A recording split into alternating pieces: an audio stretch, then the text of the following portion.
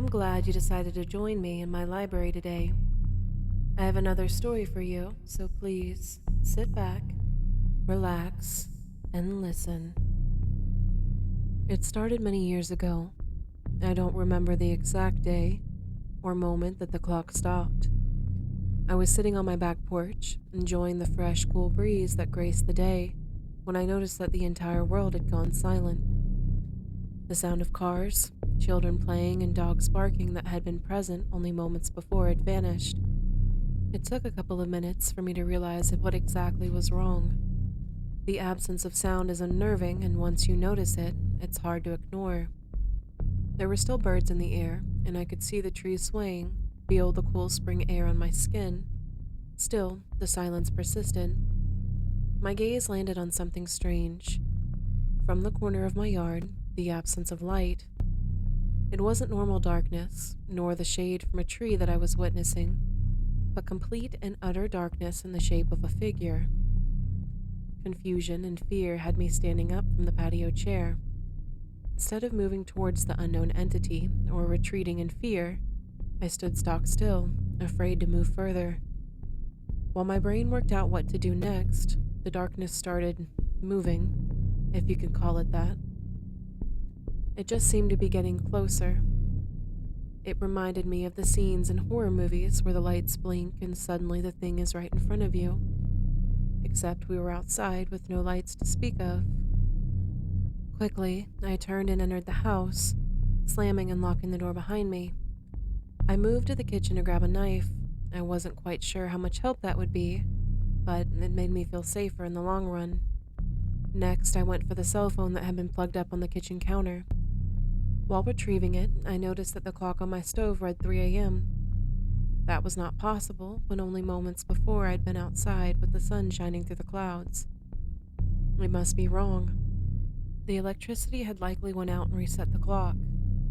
That had to be it. I turned back towards the door. I'm not sure what I was expecting. Knocking, banging, the door to be kicked in, but nothing happened. Just that damned silence. It was all-encompassing. I stood there, staring for what felt like an eternity, but was likely only a couple of minutes. I noticed that despite my chest heaving, I couldn't hear the sound of my own breathing. I decided that it would be best for me to leave. I wasn't sure where I would go, but in this moment, I knew that staying here was likely a very bad idea. I grabbed the car keys from the side table by the door as I left out the front, hoping that the thing in the backyard hadn't moved. I didn't see anything as I headed outside. The neighborhood was quiet, and the sun was starting to dip low in the sky. I still couldn't hear the sounds of the outside world that I'd grown accustomed to. The car itself made no noise as I unlocked it, climbed in, and slammed the door behind me. I had a brief moment of doubt. It seemed unlikely that I would spontaneously go deaf, but there was no other explanation in my mind. I cranked the key in the ignition and nothing. The car didn't appear to be starting. At first, I thought I merely couldn't hear the sound of the engine, but when I checked the dash, the lights had gave no indication that the vehicle was on. I got out in a panic and pulled my phone from my pocket. I needed to call someone. I wasn't sure if this was a boys in blue situation, but I was running out of options. I cursed silently as I saw the no signal sign on my cell phone. I fiddled with it, turning it off and on again. However, the damn thing still read out of service. I looked up to scan my surroundings and felt my heart drop to my feet when I saw the dark figure peeking at me from around the corner of the house. I turned and ran to my neighbors right down the street. I was in the end of the cul-de-sac and knew most of the families on the road. Mrs. Scalpel didn't answer the door. Neither did Jameson, or the Smiths, or even sweet old Henretty, who was always there. The lack of sound my knuckles made while knocking unnerved me further. Door to door, I received the same lack of response. At Henretty's house, I used the spare key to go in. I know this wasn't right morally, however, she had given me leave to come in when needed. Everything was as it always was, except she wasn't there in her old chair by the TV. Her little yapper of a dog was absent as well. A new type of panic set in. I don't know what came over me, but I ran into the street and started screaming for help. I looked back at the house, and the being was now behind the tree in my front yard. The screaming should have elicited some sort of response, but there was nothing. Nothing except that figure stalking me. I just started running in the opposite direction, hoping I could get far enough into town before that thing could catch up. It seemed to follow no rules. Every time I turned around, it was closer but went still. I reached the end of my road, ignoring the side roads in favor of the busy main road, except it wasn't there. I was looking down my own road again. The very end, there was my house. Turning around, I saw a mirror image. I ran back up the street, the darkness watching me as if I was a mouse trapped in a maze. The side streets yielded the same results. I was exhausted from running everywhere, so I took off towards my house, making sure I stayed on the other side of the street from the darkness that hid behind a parked car. Once inside my house, I slammed the door and locked it.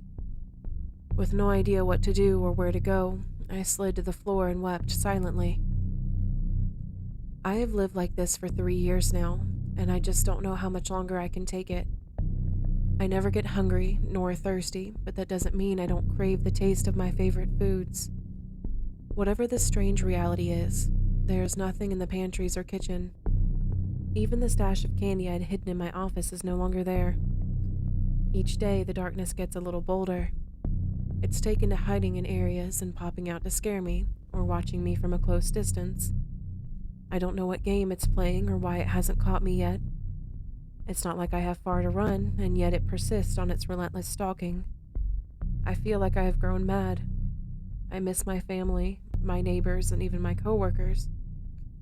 I have lived this entire life in silence without the sound of another human or animal. I have looked under every bush, porch, object, anything I could think of for a way out. The only difference in my world and this one is that it never gets dark. It's always silent, and every clock I have come across all say 3 a.m. I don't have any Wi-Fi to research this, but somehow the power and water have always continued to work. I am typing this up because I think I may have hit my breaking point. Tomorrow, I'm going to confront the darkness and end this purgatory once and for all. This story was found typed on my sister's laptop. She went missing about 3 years ago to this day.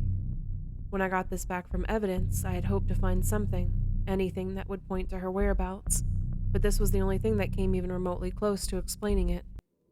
I thought perhaps it was a sick joke, or maybe a story she'd been working on for her college writing course, but now, I'm not so sure. The music I had been playing only a few moments ago has went quiet, and when I looked over at the stereo, the clock on the wall has stopped. Was my hallway always that dark?